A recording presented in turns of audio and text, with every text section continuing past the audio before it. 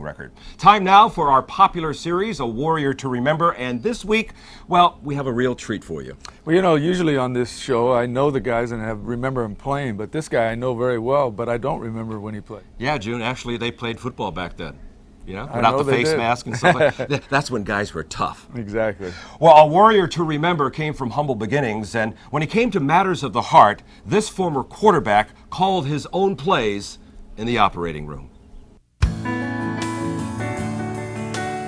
These are two of the most gifted hands in the world. They belong to Dr. Richard Mamiya, renowned heart surgeon who during his heyday discovered shortcuts to coronary bypass operations.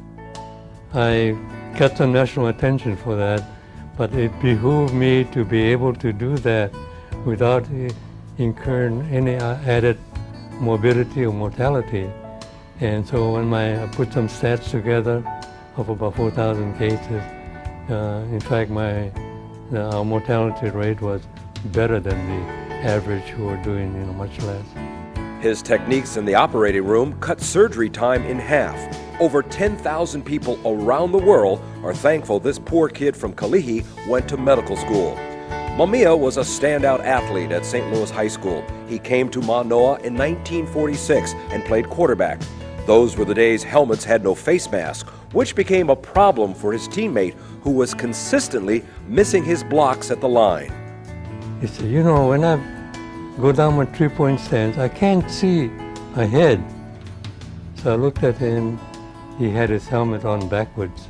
And the helmet behind is lower than the front, so it impaired his vision.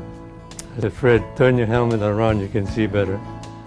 The Rainbows of the late 40s played local club teams and national powers like Oregon State, Stanford, and Michigan State.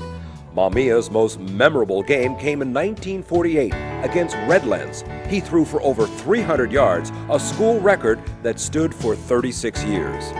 In fact, the statistician, when all this data came out way later, he came to me and said, Dr. Mamiya said, too bad, our record keeping wasn't good enough because you might have had the total yardage game record because you scored 2 touchdowns on pretty good runs, but our record keeping wasn't good enough.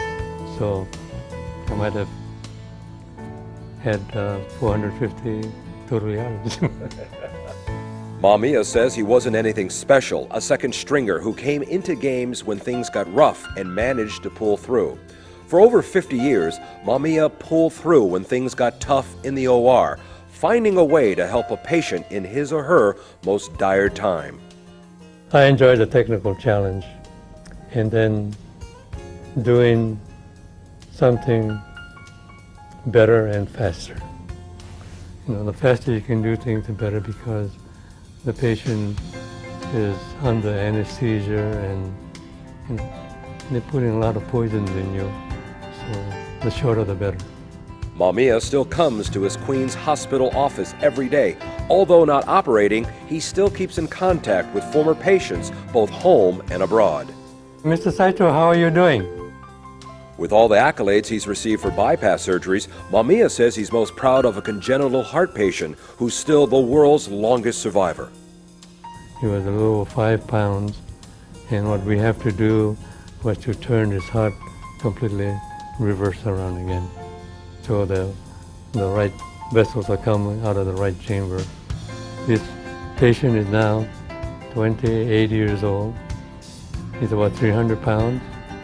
He can bench press 300 pounds. He's a big Hawaiian boy, and everybody's proud of him.